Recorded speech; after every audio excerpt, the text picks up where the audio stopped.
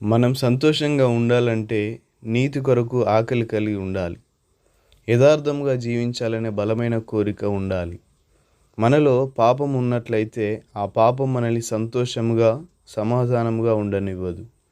ఈరోజు అనేక మంది కలిగి ఉన్న అశాంతి, అసమాధానం, గొడవలు, కలహాలకు గల కారణం వారిలో ఉన్న పాపమే.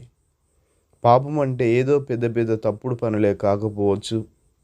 ఒక చిన్న అబద్ధం, ఒక పాపిష్టి చూపు, ఒక దురాశ, ఇవన్నీ కూడా పాపములే.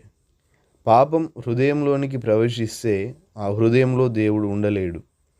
దేవుడు లేని హృదయం అంధకారం అయిపోతుంది.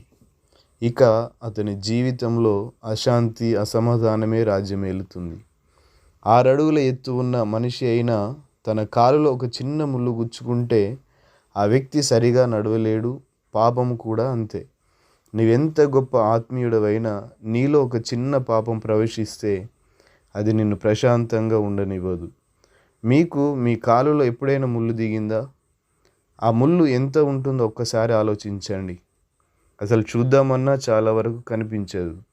కాబట్టే వేలుతో టచ్ చేస్తూ ఉంటాం, ఎక్కడైనా టచ్ అవుతుంది ఏమోనని. గుచ్చుకున్నది చిన్న ముళ్ళే కానీ నిలబడలేము, నడవలేము, ప్రశాంతంగా ఉండలేము. చిన్న ముళ్ళు అది కలిగి ఉన్న శక్తిని బట్టి నిన్ను పరుగులు తీయకుండా చేస్తుంది.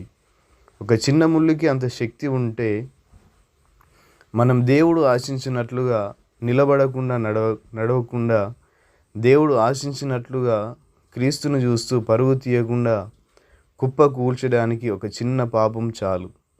పాపం చేస్తున్నవాడు పైకి సంతోషంగా, పైకి అన్నీ ఉన్నట్లుగా కనిపించవచ్చును, కానీ తాను మనుషులను మోసం చేస్తున్నాడని, తన హృదయంలో అంత అంధకారమేనని తనకు తెలుసు. తాను కలిగి ఉన్న పాపము తనకు నిజమైన సంతోషాన్ని ఇవ్వదు. ఎవరు సంతోషంగా జీవించగలరు?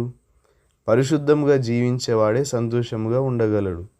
దేవుడు అతి పరిశుద్ధుడు, పాపం ఉన్న చోట ఉండలేడు.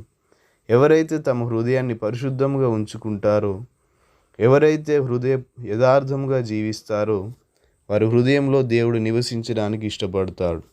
దేవుడు ఎప్పుడైతే మన హృదయంలో ఉంటాడో, ఎప్పుడైతే మన చేతిని పట్టుకొని నడిపిస్తాడో అప్పుడే నిజమైన సంతోషాన్ని, సమాధానాన్ని చూడగలము.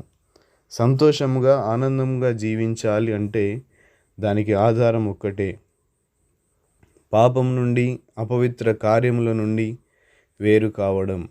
సులువుగా చిక్కులబెట్టు పాపమును విడిచిపెట్టి విశ్వాసమునకు కర్త అయిన యేసు వైపు చూస్తూ ముందుకు సాగుదము.